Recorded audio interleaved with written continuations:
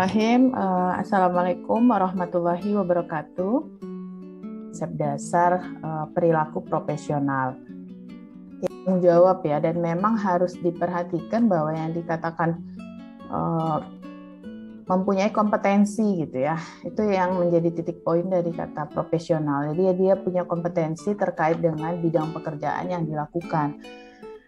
Baik nanti kompetensinya diperoleh dari pendidikan gitu ya, jadi dia mengikuti pendidikan secara berjenjang, atau mungkin dia mengikuti pelatihan gitu. Dan ada juga yang berdasarkan pengalaman gitu. Jadi karena dia sudah cukup lama bekerja di bidang itu, sehingga dia bisa dikatakan profesional dengan bidang itu gitu ya. Itu juga bisa dijadikan pengertian dari profesional gitu. Oke, sekarang kita masuk ke materi hari ini, yaitu terkait dengan konsep dasar perilaku profesional. Oke, kita bahas sama-sama ya. Oke, yang kita bahas hari ini terkait dengan pengertiannya apa, kemudian ruang lingkupnya, kemudian bagaimana kedudukan dari sikap perilaku. Jadi nanti ada istilahnya perilaku, ada istilahnya sikap gitu ya. Kemudian ada mentalitas profesional, dan nanti di akhir ada terkait dengan etos kerja. Oke, kita lihat dulu ada dua hal yang mungkin perlu kita perhatikan. Ada namanya istilah perilaku profesi. Jadi kalau perilaku profesi, kalau dalam buku etika profesi itu dinyatakan sebagai kumpulan. Jadi dia perilaku profesi itu bisa sikap, gitu ya. Jadi bisa digambarkan dalam bentuk sikap, bentuk tingkah laku, dan perbuatan dalam melaksanakan tugas keprofesiannya dan dalam kehidupan sehari-hari. Jadi perilaku profesi itu gabungan dari semuanya, jadi baik sikap, tingkah laku, dan perbuatannya. Dan itu tidak hanya dalam tugas dia sebagai profesi itu, tapi juga dalam kehidupan sehari-hari. Nah, kalau perilaku profesional, jadi ada yang membedakannya secara definisi gitu ya. Kalau perilaku profesional berarti perilakunya yang lebih ditonjolkan, dan dia konsisten dengan dia konsisten melakukan perilaku itu untuk menjaga reputasi dari profesi tetap baik, dan dia menjauhi tindakan yang dapat mendiskredit profesinya gitu ya, atau menjatuhkan nama baik profesinya. Jadi itu yang mungkin bisa dibedakan gitu ya. Kalau perilaku profesi memang ada yang mungkin nanti terlihat, ada yang tidak terlihat. Karena kalau kayak sikap itu kadang ada yang tidak terlihat on mind gitu ya, dalam pemikiran yang mungkin harus ditanyakan sehingga kita bisa mengetahui sikap seseorang gitu.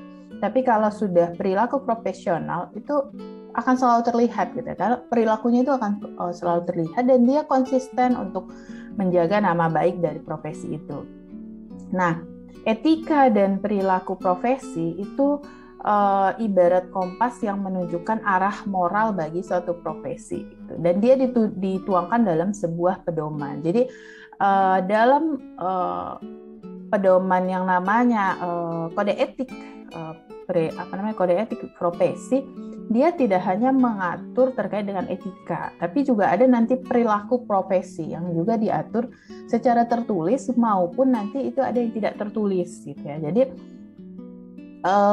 itu nanti yang dituangkan dalam pedoman yang namanya tadi Ibu sebutkan kode etik profesi. Tuh, jadi itulah perbedaannya ya. Oke. Nah, bagaimana kita menjaga agar perilaku profesional itu tetap terjaga atau tetap konsisten gitu ya. Tadi kan bahwa perilaku profesional itu konsisten, baru dinyatakan dia berperilaku profesional gitu.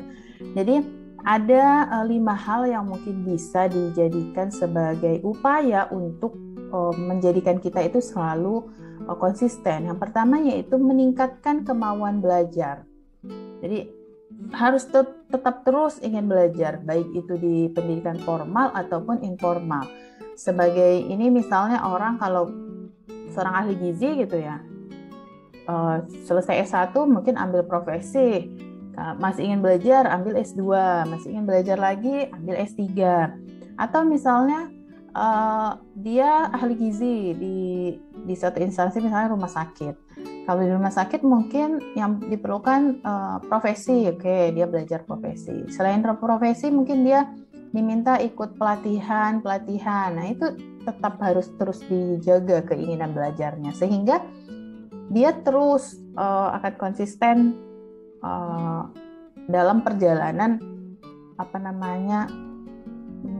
memperoleh profesional itu dari profesi dia sebagai ahli gizi gitu ya. Kemudian melatih bersikap dan berpikir positif. Jadi memang karena nanti akhirnya adalah diharapkan perilaku profesinya itu jadi baik sikap maupun perilakunya itu positif, maka harus terus dilatih gitu ya. Kemudian juga mengembangkan perilaku disiplin. Itu yang mungkin perlu diperhatikan ya. Disiplin. Jadi karena disiplin itu salah satu perilaku yang bisa mencerminkan bagaimana tindakan-tindakan kita berikutnya gitu ya. Kalau misalnya kayak contoh nih di dalam wawancara gitu ya. Jadi kalau misalnya mau kerja kan ada wawancara misalnya. Perilaku kita kalau kita disiplin pada saat wawancara itu mungkin bisa mencerminkan perilaku berikutnya gitu, walaupun mungkin itu bisa disetting ya, kita sengaja karena dia tuntutan kita datang lebih cepat gitu misalnya, tapi itu bagian dari mengembangkan sikap perilaku disiplin itu. Kemudian meningkatkan sifat rasa ingin tahu, dan ini tadi bersinggungan dengan yang meningkatkan keinginan belajar. Dan memang rasa ingin tahu itu tidak hanya terlihat dengan kita terus sekolah atau terus ikut webinar, ikut pelatihan gitu, enggak. Tapi ketika misalnya menemukan suatu titik masalah gitu yang membuat kita bertanya, kita semangat untuk mencari tahu jawabannya gitu ya. Kadang kita itu kok seperti ini ya gitu ya. Oh ya udah, dosennya udah jelasin seperti itu, ya udah gitu aja gitu. Tidak ada keinginan mungkin misalnya mencari tahu dari sumber lain gitu ya. Dan memang kita sebagai pembelajar itu kita punya hak atau kita punya kewajiban untuk mencari lebih lagi informasinya. Dan mungkin kalau beda-beda mungkin ya, ada dosen yang mau menerima ketika kita bisa menyampaikan itu dengan justifikasi teoritis gitu ya. Jadi, Bu, saya ketemu di buku ini seperti ini penjelasannya. Itu nggak apa-apa gitu ya, kalau didiskusikan dengan baik. Berikutnya, melakukan penilaian diri secara bersinambungan gitu ya. Jadi tetap harus terus dinilai diri gitu ya. Jadi biasanya kan kalau dalam pegawai gitu ya, ada namanya penilaian setiap tahun gitu ya, penilaian setiap tahun terhadap perilaku, sikap, pengetahuan gitu ya, etos semangat kerja gitu ya, kemampuan bekerja dalam tim. Jadi itu biasanya ada penilaian secara bertahap dalam setahun, yang dengan penilaian itu kita bisa tahu kita ini membaik semangat kerjanya atau gimana gitu ya. Jadi itu ada penilaiannya. Dan kalau kita lihat di ini ya, kalau matematika itu ini namanya irisan ya. Kalau masih ingat ya, ada namanya irisan gitu ya. Jadi profesional itu selalu di latar belakangi adalah namanya behavior, skill, dan knowledge gitu ya. Jadi nggak bisa seseorang itu dibilang profesional kalau dia itu nggak punya pengetahuan, nggak punya knowledge gitu ya, nggak punya pengetahuan terkait dengan bidang profesi yang akan dia jalani. Itu mustahil. Pasti harus ada knowledge-nya dulu. Kemudian dia mencerminkan sikap dan perilaku yang terkait dengan profesi itu gitu. Jadi kita misalnya sebagai mahasiswa, saya mau jadi mahasiswa yang profesional. Apa yang harus saya bangun? Ya bangun knowledge gitu ya. Kita terus belajar. Behaviornya seperti apa? Mahasiswa itu perilakunya rasa ingin tahunya kuat gitu ya. Kemudian keinginan belajarnya besar gitu ya. Kemudian walaupun mungkin ada perilaku-perilaku lain yang mungkin masih karena tahap pembelajaran ya bisa diperbaiki seiring dengan waktu gitu ya. Kemudian skill keterampilan gitu ya. Keterampilannya juga mulai diasah gitu. Apalagi kayak kalian ini semester 5 ya. Semester 5 itu nggak sadar tiba-tiba semester 7. Semester 7 udah intensif ya. Intensif 3 putaran, habis itu seminar proposal yang itu nggak berasa gitu ya. Jadi transisi itu Mbak, semester 5 itu. Jadi semester 6 karena kalian udah belajar metodologi penelitian, jadi udah pasti akan ditanya, nanti penelitiannya mau tentang apa gitu. Semester 6. Jadi mulai diatur gitu ya, walaupun masih dalam suasana seperti ini gitu ya, mulai diatur rasa perilaku disiplinnya gitu ya, karena nggak terasa nanti semester 6 ditanya apa judul penelitian, semester 7 kalian harus intensif gitu ya. Jadi diatur sehingga kita bisa menunjukkan perilaku yang memang kita itu profesional pada saat profesi sebagai mahasiswa ini. Dan itu nanti akan tercermin kalau intensif gitu ya. Intensif itu mulai itu kelihatan. Kalau yang suka telat-telat, nah itu kena tuh nanti kalau di intensif gitu ya. Atau yang sukanya mengandalkan kerja kelompok, ngandalin kerjaan temannya, itu kelihatan nanti itu di intensif. Karena intensif memang kerja kelompok, tapi laporannya individu, kasusnya individu gitu. Jadi ditangani sendiri ya secara individu gitu. Jadi memang mulai diatur dari sekarang ke semester 5 dan mulai dibiasakan gitu ya, diasah skillnya gitu. Saya pengen kerja di rumah sakit gitu ya. Ya, mata kuliah yang terkait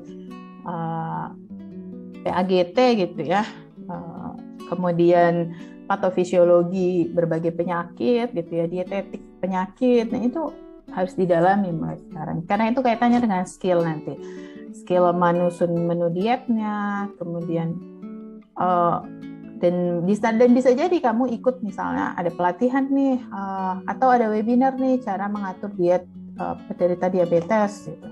Jadi itu bagian dari untuk terus kita konsisten sebagai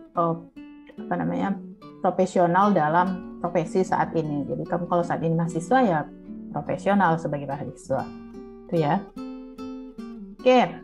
Berikutnya ruang lingkup perilaku profesi. Jadi ada 5 hal yang menjadi perhatian dalam yang namanya perilaku profesi, bahwa yang pertama kompetensi. Jadi memang kompetensi ini selalu menjadi titik poin dari seseorang dikatakan profesi gitu ya, atau pekerjaan dikatakan profesi.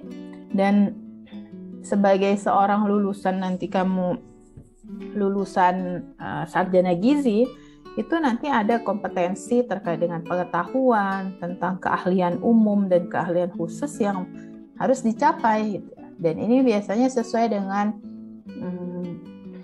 KKNI ya, kurikulum nasional yang tercermin dalam buku kurikulum gitu ya. Jadi di dalam kurikulum itu bagaimana kompetensi seorang lulusan sarjana gizi itu yang diharapkan. Jadi pengetahuan apa yang harus dia ketahui gitu ya. Kemudian keahlian umumnya apa ya. Mungkin kalau keahlian umum misalnya dapat melakukan penilaian status gizi misalnya. Tapi keahlian khususnya seperti apa? Mungkin keahlian khususnya bisa membuat menu diet untuk pasien ini gitu. Jadi ada, bentar ya.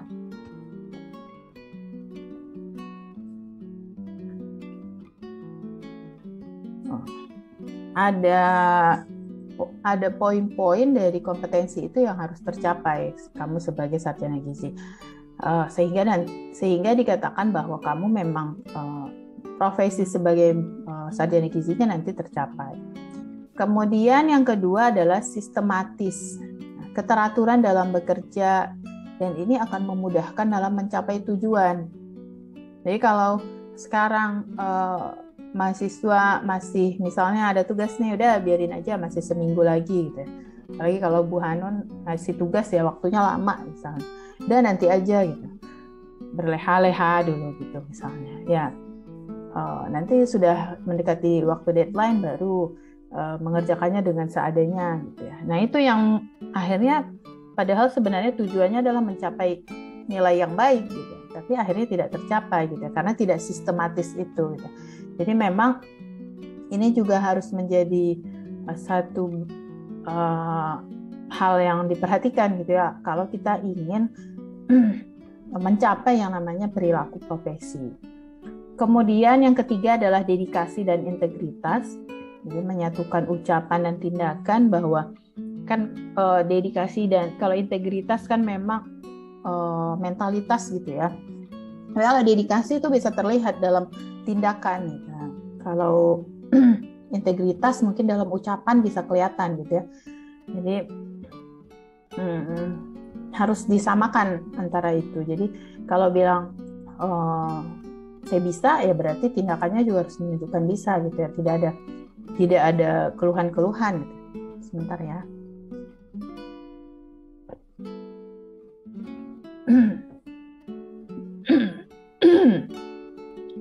Oke, berikutnya adalah mampu bekerja dengan tim. Nah, bekerja dengan tim ini berarti kita dapat mendapatkan inspirasi dan ide dari teman lainnya, tapi bukan mendapatkan kemudahan dengan kerja dari teman kita. Jadi kita memang kita akan dapat mendapatkan banyak ide gitu ya, cara pengerjaan seperti ini, tapi bukan berarti dalam kerja tim teman kita yang ngerjain, akhirnya kita hanya tinggal selesai gitu ya, tidak. Tapi menerima juga banyak ide dari orang lain, kemudian mengkolaborasikannya gitu ya dalam satu pekerjaan itu, dalam penyelesaian masalah tertentu gitu ya. Jadi memang ini juga dibutuhkan mampu bekerja dengan tim. Dan yang terakhir adalah memiliki batasan gitu. Bisa membedakan yang namanya masalah pribadi dan masalah dalam profesi gitu ya. Atau bisa juga membedakan kepentingan pribadi dan kepentingan profesi gitu. Jadi itu juga memiliki batasan. Dalam arti misalnya nih di dunia pekerjaan kamu dekat dengan A, si A ini misalnya berbeda jenis kelamin, tapi itu dalam dunia pekerjaan karena kamu satu bidang, kemudian satu mempunyai proyek yang sama, pekerjaan yang sama gitu. Tapi kalau sudah keluar dari tempat pekerjaan, bisa jadi itu menjadi orang yang berbeda gitu ya, tidak lagi yang sangat akrab gitu ya dalam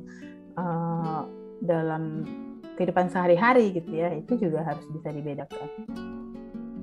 Oke. Nah, yang ketiga yaitu terkait dengan kedudukan sikap perilaku profesi. Jadi sikap ini kalau kita lihat definisi itu kayak nilai-nilai yang dianut oleh seseorang, dan itu tidak bisa kita ukur hanya dengan melihat gitu. Jadi kita bisa menanyakan bagaimana pernyataan dia terkait hal-hal tertentu gitu ya. Dan sikap itu didasari oleh 3 hal ini gitu ya. 3 hal yang mendasari dari sikap. Yang pertama adalah kepribadian. Jadi orang-orang dengan kepribadian ini yang kemudian nanti menunjukkan sikap perilaku profesional. Jadi kepribadiannya yang jujur, adil, setia, tepat janji, menghormati orang lain. Nah itu dalam budaya organisasi yang sangat dibutuhkan gitu ya, kepribadian seperti ini yang mungkin yang akan gitu ya membentuk sikap perilaku yang profesional gitu. Dan itu didukung dengan kemampuan, bahwa dia punya kemampuan dalam bidang-bidang tertentu gitu ya. dan juga punya kemauan untuk belajar. Jadi kemauan dia untuk bertanggung jawab ada, kemampuan dia untuk bekerja sama, kemampuan untuk bekerja keras, kemampuan untuk berprestasi gitu ya. Dengan adanya semua ini itu akan melahirkan yang namanya sikap profesi, sikap perilaku profesional. Jadi tidak bisa memang terlihat sikap itu gitu ya, tapi bisa dinilai gitu. Dinilainya itu nanti dari misalnya kalau dalam penilaian satu kuesioner gitu, misalnya kalau sikap itu dinilai misalnya seperti ini nih. Kalau setuju, nyatakan Anda setuju atau tidak setuju terhadap pernyataan berikut ini gitu. Jadi misalnya ada pernyataan satu, pada kasus kelebihan dana kegiatan A, kami tidak melaporkannya, tetapi menggunakannya untuk makan-makan bersama misalnya. Nah itu contohnya. Jadi kita setuju atau tidak, itu bagian dari yang namanya sikap. Dan memang penilaiannya seperti itu ya, setuju tidak setuju, atau misalnya kadang dia dibuat jangkauannya banyak gitu ya, dinilai 1 sampai 10 itu 1 sampai 5 gitu dan banyak ya, gitulah penilaiannya. Jadi memang harus didukung oleh 3 hal ini, yang namanya kepribadian, kemudian ada kemampuan dan ada kemauan. Oke, nah terakhir but not least ya, ini mentalitas profesional gitu ya. Mentalitas profesional itu adalah sikap mental seorang profesi dalam menjalankan fungsi profesinya secara profesional berdasarkan kompetensi diri. Jadi kalau di ini kan itu mentalitas profesional itu memang sikap mental gitu ya, memang mental health banget sih. Tapi dia ada juga yang menyatakannya itu mindfulness gitu ya. Jadi karena memang di jiwanya dia sudah menjiwai gitu ya suatu profesi itu, maka dia akan menjalankan profesi itu dengan profesional gitu ya, dan berdasarkan kompetensi diri gitu ya. Jadi kalau misalnya dia merasa saya nggak bisa mengerjakan itu dan tidak sesuai dengan profesi saya, dia bisa menolak gitu ya. Karena kan secara mental ada orang yang tidak bisa menolak gitu ya. Oh iya, saya akan kerjakan gitu. Tapi setelah itu dilihat ternyata tidak bisa dipertanggungjawabkan gitu. Nah itu mentalitas profesional, dan itu nggak ada salahnya gitu ya. Kalau kita nggak sesuai dengan profesi kita, atau misalnya kita nggak punya kompetensi terhadap hal itu, ya bisa aja kita tolak gitu ya. Itu yang masih banyak juga profesi-profesi yang memaksakan diri gitu, yang akhirnya mental health-nya itu terganggu gitu ya. Itu yang juga bisa terjadi. Dan kalau menurut Prof. Johnson itu ya, kamu nanti bisa dicari ya artikelnya untuk mendapatkan penjelasan ini secara secara lebih rinci gitu ya. Kamu bisa cek di internet nanti, membangun 7 mentalitas profesional menurut Johnson ya, bahwa ada 7 bentuk mentalitas itu yang bisa kita capai gitu ya. Tapi memang tidak secara keseluruhan bisa kita capai. Oh, saya seperti ini, berarti saya mencapai mentalitas mutu gitu, atau saya melaksanakan seperti ini, saya tercapai mentalitas ini gitu ya. Jadi memang Ibu juga belum namanya membedakan dari 7 ini, nggak terlalu ini, cuma bisa kita bedakan seperti ini. Jadi kalau mentalitas mutu itu contohnya seperti ini. Kalau ada seorang dokter, dia punya waktu jam kerja itu jam 8 sampai jam 10 misalnya. Karena pasiennya banyak sampai ada 50 orang, maka dia mempercepat proses konsultasi dan seterusnya. Akhirnya biar yang 50 ini tercapai. Itu berarti mentalitas mutunya tidak terpenuhi gitu ya. Jadi dia tergesa-gesa untuk memenuhi kuantitas gitu ya. Tapi mutunya tidak diketahui gitu ya. Walaupun mungkin bisa jadi ada pasien yang dia hanya butuh datang kasih obat dan seterusnya. Padahal kan secara mutu itu dia perlu ada sugesti, ada perlu mungkin motivasi dan seterusnya gitu ya. Itu terkait dengan mentalitas mutu. Kemudian kalau mentalitas altruistik itu istilahnya itu pada bahwa dia itu mau mengabdikan diri kepada masyarakat gitu. Jadi nanti ada paham altruisme gitu ya. Jadi altruisme itu memang keinginannya besar untuk mengabdikan diri gitu ya. Itu yang terkait dengan ini, dan dia bahkan bisa bersedia berkorban gitu ya terkait dengan satu profesi tertentu. Kalau melayani ya kita bisa lihat misalnya dia memang fokus pada kepuasan dari si orang yang dilayani itu, dalam arti misalnya kayak dokter tadi, mentalitas melayaninya misalnya ada pasien mau jam berapapun datang gitu dilayani gitu ya, itu ada yang gitu karena mentalitas melayaninya itu ada. Atau misalnya seseorang yang punya profesi, contohnya nih ya office boy gitu ya. Office boy itu kan sebenarnya kalau dalam tugasnya melayani gitu. Tapi nggak semua punya mentalitas melayani. Dalam arti gini, dia kan punya tugas melayani, misalnya menjaga kebersihan di satu kantor misalnya.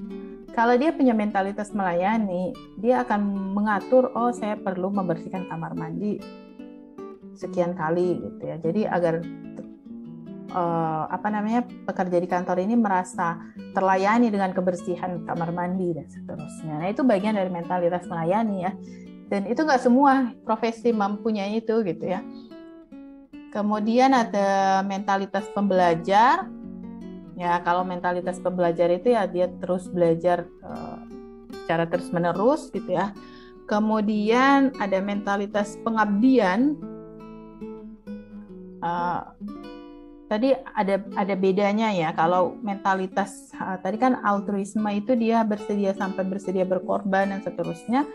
Kalau mentalitas pengabdian itu dia memang punya rasa keterpanggilan untuk mengabdi di bidang tersebut gitu. Jadi memang mirip-mirip lah, dia punya keinginan untuk mengabdi. Dan kalau altruisme itu memang sudah pada yang lebih bahkan bersedia berkorban gitu. Kalau pengabdian itu dia punya merasa terpanggil jiwanya gitu ya untuk bekerja di profesi itu gitu. Kemudian kalau mentalitas kreatif ya ada istilah namanya estetika gitu ya. Jadi dia mentalitas kreatif itu gini, kalau misalnya dosen itu nggak hanya misalnya mengajar gitu, ya udah mengajar, kasih materi dan seterusnya, tapi punya keinginan untuk belajar menginovasikan bagaimana materi-materinya itu bisa mempunyai cara-cara yang berbeda dalam menyampaikannya. Sebagai contoh misalnya, minggu ini ibu ceramah secara total, minggu depan assignment gitu ya, diberikan bahan bacaan, kemudian nanti kita diskusikan bersama gitu. Next time mungkin kalian presentasi temanya tentang ini gitu. Dan banyak memang, jadi seorang pengajar ya harus punya kreativitas gitu ya. Jadi dia punya nilai kreativitas itu. Makanya kalau kalian lihat sekarang tuh dosen banyak tuh yang mulai melihat bidang-bidang media-media lain gitu untuk share gitu ya, men-share keilmuannya gitu ya, nggak hanya di kelas seperti ini tatap muka ceramah gitu ya, tapi juga ada yang dalam bentuk blog gitu ya. Banyak kan dosen yang punya website sendiri gitu ya. Jadi di website itu dia share pemikirannya gitu ya, hasil-hasil diskusinya dengan siapa gitu ya, atau mungkin hasil penelusurannya gitu ya. Itu bisa jadi, atau bisa juga channel YouTube gitu ya, dia bikin video-video singkat terkait dengan bagaimana membagikan informasi-informasi gitu. Dan itu sudah mulai banyak sekarang ya terkait dengan mentalitas kreatif ini. Kemudian mentalitas etis itu yang kalau di sini sih disebutnya itu dia sejati tidak mau mengkhianati etika dan moralitas profesi, baik itu kaitannya dengan uang ataupun kekuasaan. Jadi mentalitas etis itu diterjemahkan bahwa intinya misalnya seperti kalau ada penawaran suap dia menolak, atau dia ada korupsi dia menolak. Nah, itu bagian yang terkait dengan mentalitas etis. Jadi ada 7 mentalitas profesional yang mungkin bisa dibangun gitu, walaupun mungkin nggak bisa sekaligus gitu ya. Mungkin kalau baru lulusan fresh graduate gitu, misalnya dia fokus tuh pada mentalitas mutu gitu ya. Biasanya harus melalui step-step ini dan semuanya terlengkapi dengan baik gitu ya. Nah, itu biasanya mentalitas mutunya tercapai gitu ya. Nanti mulai seiring berjalannya waktu mungkin menghadapi banyak orang dan beda-beda metode yang harus disampaikan ya, mungkin muncul mentalitas kreatifnya. Jadi dia bisa membedakan, kalau orang ini nih pakai media seperti ini, kalau orang yang ini nih pakai caranya seperti ini. Itu yang mungkin dia tidak bisa dicapai secara bersamaan, tapi mungkin seiring waktu kita bisa dapatkan ini semua 7 mentalitas ini.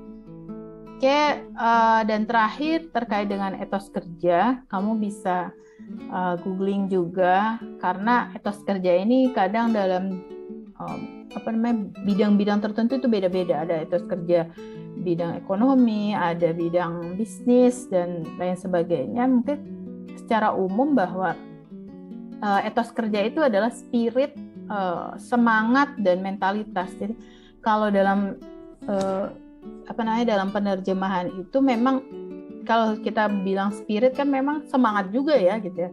Tapi dia bedakan antara spirit dan semangat gitu ya. Jadi 2 hal yang mungkin bisa diterjemahkan sama, tapi ternyata dalam pelaksananya mungkin berbeda gitu ya. Jadi memang ada, kalau semangat itu kadang gini, kasih tanggung jawab ya dilaksanakan dengan semangat gitu. Tapi kalau spirit itu dia bisa memberikan semangat ke orang lain gitu ya. Jadi itu yang disebut dengan etos kerja. Artinya bahwa kita bekerja punya tanggung jawab sendiri, tapi kita bisa juga memberikan semangat kepada orang lain untuk bisa bekerja sama gitu ya. Dan ini nanti akan melahirkan perilaku kerja yang positif. Jadi contohnya ya rajin, antusias, teliti, dan banyak sebenarnya. Dan kalau misalnya kita lihat berbagai istilahnya ya, paham-paham yang dianut di berbagai negara, yang paling ini terkait dengan etos kerja itu ya kita lihat pahamnya Jepang, misalnya Korea. Jepang dan Korea itu kan 2 negara yang terus berseteru gitu ya sejak Perang Dunia Kedua ya, kalau itu tidak salah ya, kedua, yang mana memang etos kerjanya itu bisa kita contoh gitu ya. Kalau di Jepang ya seperti apa, kalau di Korea seperti apa, yang akhirnya itulah yang nanti melahirkan yang namanya kita mencapai yang namanya mentalitas tadi, mentalitas profesional gitu ya. Dan kalau di Jepang itu kan menghargai waktu, nah itu salah satu yang paling sangat ditekankan gitu ya. Makanya pernah itu ibu ikut webinar di luar negeri jam 4 pagi di Indonesia gitu ya. On time, lewat 15 menit kita nggak bisa lagi masuk dalam room itu gitu ya. Jadi ya itu memang menghargai waktu dan menghargai pendidikan gitu. Jadi kalau kalian misalnya sekarang sudah semester 5, ya hargai prosesnya gitu ya, hargai proses. Saya sudah mencapai semester 5 ini gitu ya, udah melewati 4 semester gitu ya. Jangan lagi setengah-setengah gitu ya. Masih ada nggak di sini yang setengah-setengah, jadi akan menjadi sarjana gizi? Kira-kira masih ada nggak? Apa semua sudah mantap ini mau saya jadi sarjana gizi? Nah, ya itu. Jadi dihargai proses yang sudah kita lalui gitu ya, dan bertanggung jawab gitu ya. Bertanggung jawab dalam arti ya kedepannya kita lebih baik lagi. Jadi itu mungkin materi hari ini. Oke, kita tutup dengan hamdalah. Alhamdulillahirrabbilalamin. Terima kasih atas perhatiannya. Kurang dan lebihnya Ibu mohon maaf. Assalamualaikum warahmatullahi wabarakatuh.